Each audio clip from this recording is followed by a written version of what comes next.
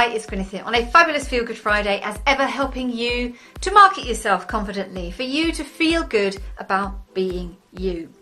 Over the past couple of months, I've been holding some lunchtime masterclasses. I don't like calling them webinars anymore because everybody's sick of webinars.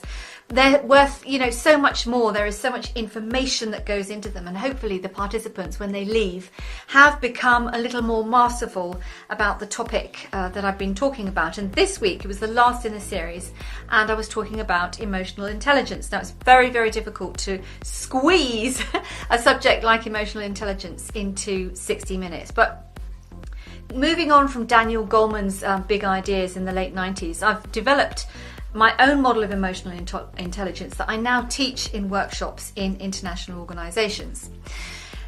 It's all about you and everybody else. So emotional intelligence is how you feel about yourself and how you feel about other people, basically, and managing those emotions, not controlling them, but managing them.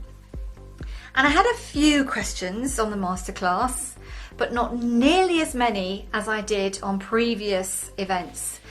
And for me, that's a clear indication that people are still not ready to actually talk about their emotions in a work environment, or even to put something in the chat box to show others that, that they have got questions. Now, there is absolutely nothing wrong with that. Don't get me wrong, this is not a criticism.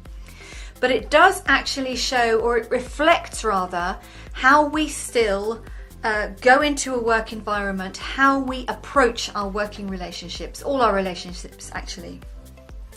So I'd like you to do this exercise that I also gave to the participants on the masterclass this week.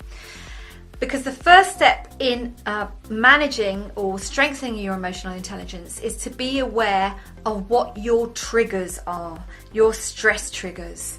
If somebody has used the last bit of coffee in the kitchen, or hasn't filled up the photocopier, or lets the elevator doors close in front of your face, all sorts of things. When you're aware about what your triggers are, the next step then is to pay very, very close attention to where you are feeling that stress or that pressure or that irritation in your body. Because your body will always, always tell you first where that stress is happening. When you know that, then you can start managing yourself better. The second thing I want you to do this week is, when you're talking to somebody, and if you do feel that, I wish they'd shut up, they don't know what they're talking about, I'd like you just to suspend judgment, just for a couple of seconds.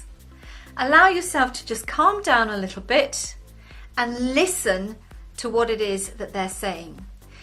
When we begin to react emotionally to somebody who's talking to us, we often no longer listen. And when we don't listen, we frequently miss the opportunity to learn, to receive, to strengthen that relationship, all sorts of things.